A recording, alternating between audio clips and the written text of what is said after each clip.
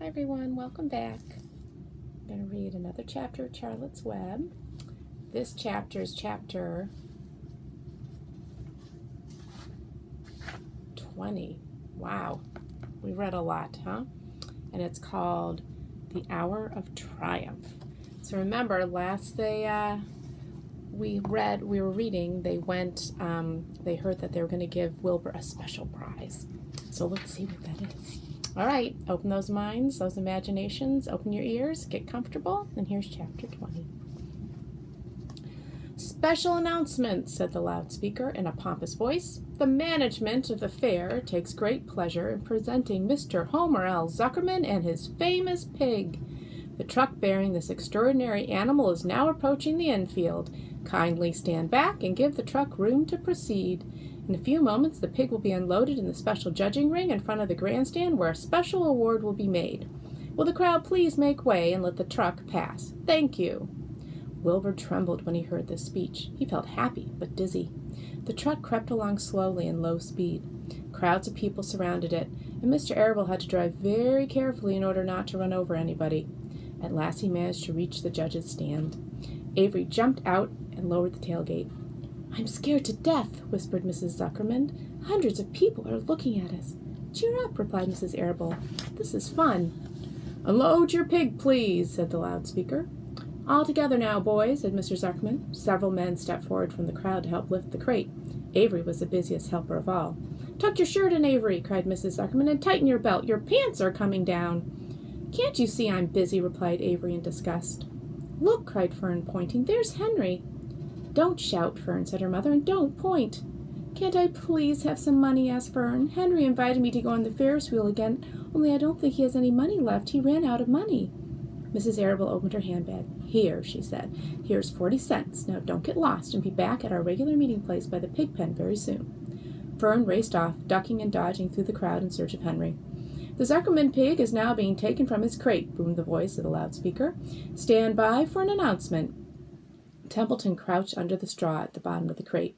What a lot of nonsense, muttered the rat. What a lot of fuss about nothing. Over in the pig pen, silent and alone, Charlotte rested. Her two front legs embraced the egg sack. Charlotte could hear everything that was said on the loudspeaker. The words gave her courage. This was her hour of triumph. As Wilbur came out of the crate, the crowd clapped and cheered. Mr. Zuckerman took off his cap and bowed. Lurvy pulled his big handkerchief from his pocket and wiped the sweat from the back of his neck. Avery knelt in the dirt by Wilbur's side, busily stroking him and showing off. Mrs. Zuckerman and Mrs. Arable stood on the running board of the truck. Ladies and gentlemen, said the loudspeaker, we now present Mr. Homer L. Zuckerman's distinguished pig. The fame of this unique animal has spread to the far corners of the earth, attracting many valuable tourists to our great state. Many of you will recall when the never-to-be-forgotten day last summer when the writing appeared mysteriously on the spider's web in Mr. Zuckerman's barn, calling the attention of all and sundry to the fact that this pig was completely out of the ordinary. This miracle has never been fully explained, although learned men have visited the Zuckerman pig pen to study and observe the phenomena. In the last analysis, we simply know that we are dealing with supernatural forces here, and we should all feel proud and grateful. In the words of the spider's web, ladies and gentlemen, this is some pig. Wilbur blushed. He stood perfectly still and tried to look his best. This magnificent animal, continued the loudspeaker, is truly terrific. Look at him, ladies and gentlemen. Note the smoothness and the whiteness of the coat. Observe the spotless skin, the healthy pink glow of ears and snout. It's the buttermilk, whispered Mrs. Arable to Mrs. Zuckerman. Note the general radiance of this animal. Then remember the day when the word radiant appeared clearly on the web. Whence came this mysterious writing? Not from the spider, we can rest assured of that. Spiders are very clever at weaving their webs, but needless to say, spiders cannot write. Oh, they can't they? Murmured Charlotte to herself. Ladies and gentlemen, continued the loudspeaker, I must not take any more of your valuable time. On behalf of the governors of the fair, I have the honor of awarding a special prize of $25 to Mr. Zuckerman, together with a handsome bronze medal suitably engraved, in token of our appreciation of the part played by this pig, this radiant, this terrific, this humble pig, in attracting so many visitors to our great county fair. Wilbur had been feeling dizzier and dizzier through this long complimentary speech. When he heard the crowd begin to cheer and clap, he suddenly fainted away.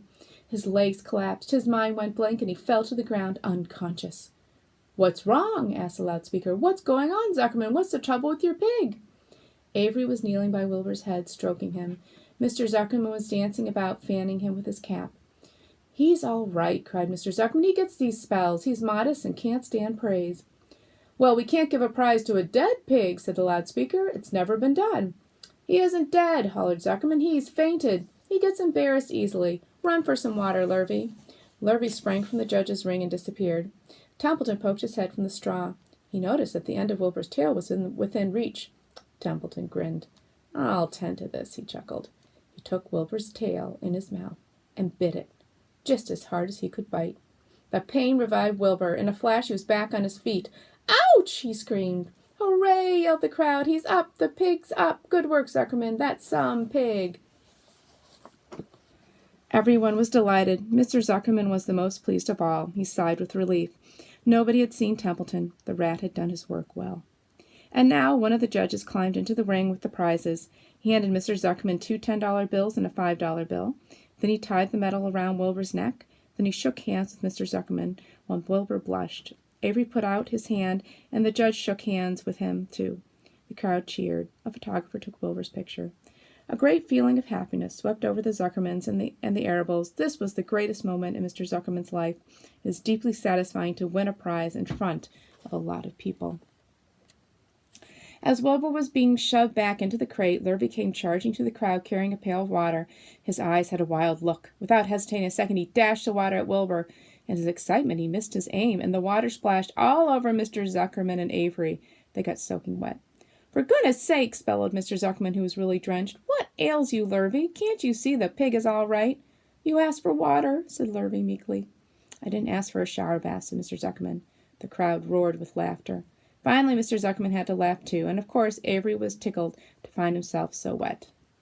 There they are, getting the picture taken with Wilbur. And that's when Wilbur fainted. You see Templeton biting his tail in this picture right there. Avery was tickled to find himself so wet, and he immediately started to act like a clown. He pretended he was taking a shower bath. He made faces and danced around and rubbed imaginary soap under his armpits. Then he dried himself with an imaginary towel. "Avery, stop it," cried his mother. "Stop showing off." But the crowd loved it. Avery heard nothing but the applause. He liked being a clown in a ring with everybody watching in front of a grandstand. When he discovered there was still a little water left in the bottom of the pail, he raised the pail high in the air and dumped the water on himself and made faces. The children in the grandstand screamed with appreciation. At last things calmed down. Wilbur was loaded into the truck. Avery was led from the ring by his mother and placed on the seat of the truck to dry off. The truck, driven by Mr. Arable, crawled slowly back to the pig pen. Avery's wet trousers made a big wet spot on the seat. All right, and that was chapter 20. We're getting close to the end of the book, folks. I think we only have 2 more chapters, and then we'll have to find another book to read. All right, I hope you have a wonderful day. Bye.